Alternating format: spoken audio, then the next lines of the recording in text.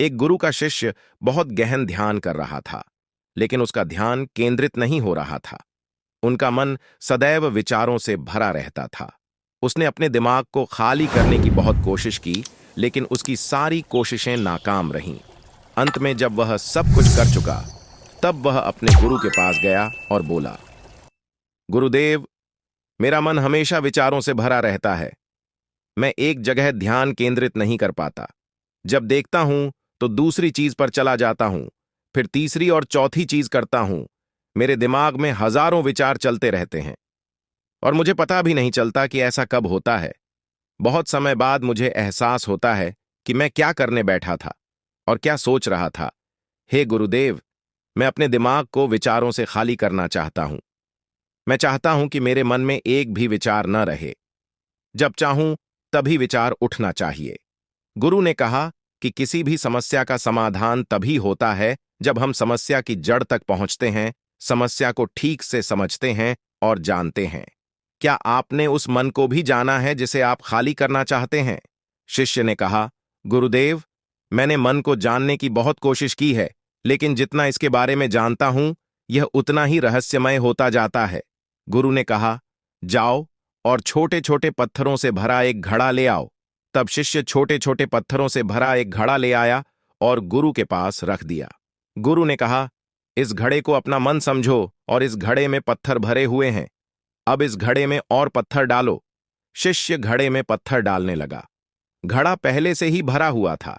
12वां पत्थर रखते ही बाकी सभी पत्थर नीचे गिरने लगे। तब गुरु ने कहा, रुको और ध्यान से देखो।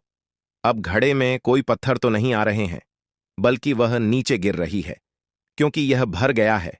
इसमें जो भी आ सकता था वह आ गया। अब और पत्थर नहीं आएंगे। यदि आप दूसरा पत्थर लगाना चाहते हैं तो पहले पत्थरों को बाहर निकालना होगा। शिष्य ने तुरंत कहा, गुरुदेव, मैं समझ गया कि आप क्या कहना चाहते हैं, कि हमें अपने दिमाग को विचारों से खाली कर लेना चाहिए। गुरु मुस्कुराए और गुरु ने कहा, पहले पूरी बात समझो और फिर दिमाग को खाली करो। गुरु ने कहा कि हमारा मन इस घड़े के बिल्कुल विपरीत है। तुम घड़े को पत्थरों से तो भर सकते हो, लेकिन मन को विचारों से नहीं भर पाओगे। मन हमेशा खाली रहता है। शिष्य ने कहा, गुरुदेव, मुझे कुछ समझ नहीं आ रहा है। अगर दिमाग हमेशा खाली रहता है तो हम उसे खाली करने की कोशिश क्यों करते रहते हैं? इसकी क्या जरूरत है? गुरु ने कहा, इस घड़े से एक एक करके सारे पत्थर निकालो। शिष्य ने वैसा ही किया और घड़े से एक एक पत्थर निकालता रहा और अंत में घड़ा खाली हो गया। गुरु ने कहा, देखो, तुमने एक एक पत्थर निकाला। यह घड़ा खाली हो गया है। अब आप इस घड़े में कोई भी पत्थर डाल सकते हैं, दूसरा पत्थर डाल सकते हैं, या फिर वही पत्थर दोबारा डाल सकते हैं। आप इसे आधा भर सकते हैं या फिर पूरा भर सकते हैं। शिष्य ने कहा, गुरुदेव, मैं भी ऐसा ही हूं। मैं बता रहा हूं कि मन को खाली करना है। ये तो पत्थर हैं, इन्हें आसानी से निकाला जा सकता है और घड़ा खाली किया जा सकता है, लेकिन मैं अपने मन को कैसे खाली करूं?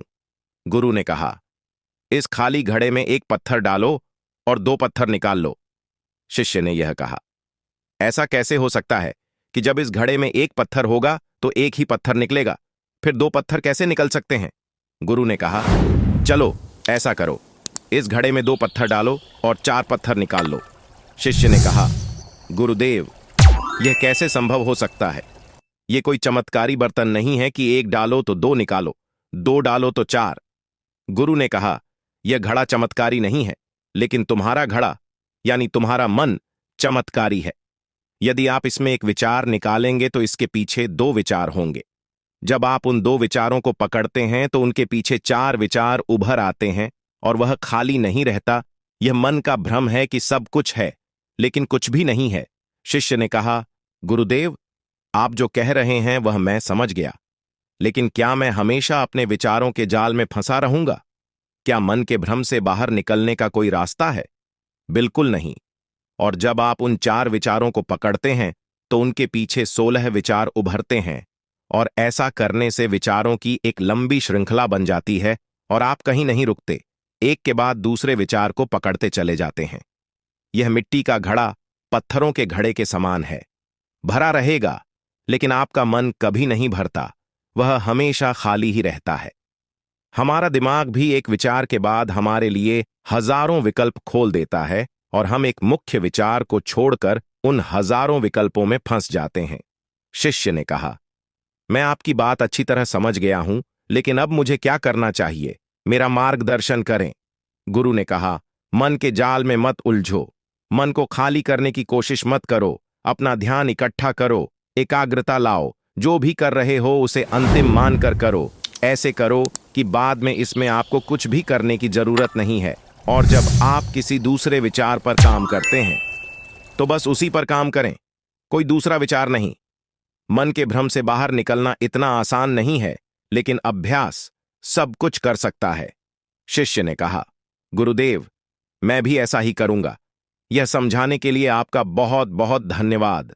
हम सभी अपने दिमाग को खाली करने की कोशिश करते हैं, मन में उठते बैठते विचारों से परेशान रहते हैं। हम चाहते हैं कि ये विचार कहीं चले जाएं और हम शांत हो जाते हैं, लेकिन जितना हम इन विचारों से दूर भागते हैं, हम विचारों का उपयोग करते हैं कि वे हमें शांत करते हैं, और वे आपके उन्हीं विचारों से जुड़े होते हैं जिन्हें आप छोड़ना चाहते हैं। इसलिए ये विचार इतनी शक्तिशाली है।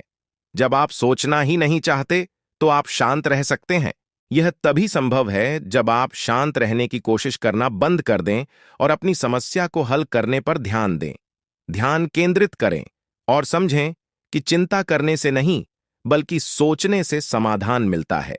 गुरु ने कहा, इस मिट्टी के बर्तन को पत्थरों से आधा भर दो। शिष्य ने वैसा ही किया। फिर गुरु ने कहा, अब इन पत्थरों में से एक पत्थर चुन लो और उस पत्थर की एक छोटी सी मूर्ति बनाकर मुझे दे दो। मैं जानता हूं कि तुम एक अच्छे कलाकार हो। जब शिष्य ने 11वां पत्थर निकाला और उस पत्थर को तराशना शुरू किया, तो उसे एहसास हुआ कि यह पत्थर अच्छा नहीं है। तो उसने घड़े से दूसरा पत्थर निकाला। उसे वह पत्थर भी पसंद नहीं आया। फिर उसने तीसरा पत्थर निकाला, उसका रंग उसे पसंद नहीं आया। फिर उसने चौथा पत्थर निकाला, लेकिन उसे इस पत्थर में एक दोष निकला। इस प्रकार उसने लगभग सभी पत्थर बाहर फेंक दिए। उसे ऐसा करते देख गुरु ने कहा, वह पत्थर जो तुमने पहली बार निकाला था, यह समझकर उसी पत्थर की खोज करो कि तुम्हारे पास कोई दूसरा पत्थर नहीं है।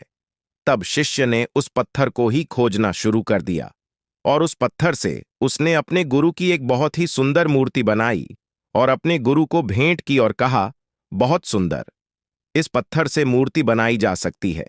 मैं इसका विचार भी नहीं कर सकता था।